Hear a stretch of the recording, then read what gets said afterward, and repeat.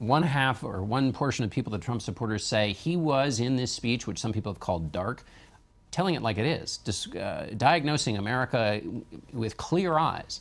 And then the other half has a view that when you are that dark, you make bad policy as a result because you get everybody too scared. What's your view of the political dynamic right now? The lens through which you see Donald Trump is the lens through which you saw that speech. And I think it is the case that there are some who believe that the country is in a very dark place. And I think those are the people primarily who went out and supported Donald Trump. The policy part of this is very interesting, though, because on the one hand, in the speech, you have things that a Democrat could have argued for: bigger infrastructure spending, anti-free trade.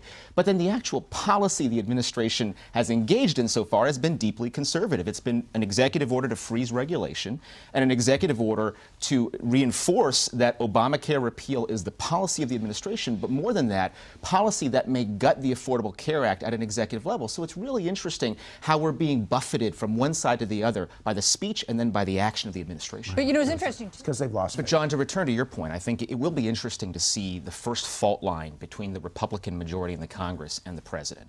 Is it going to be over the Affordable Care Act? Is it going to be over infrastructure? Is it going to be over tax reform? Because right now it seems the posture that many Republican members of Congress are taking is we're going to wait and see, but we're going to be supportive. I think it might be over Russia. But I think that's part of the psychology, though, of what the administration is trying to do. Because for people who supported Donald Trump, you cannot be against Barack Obama enough.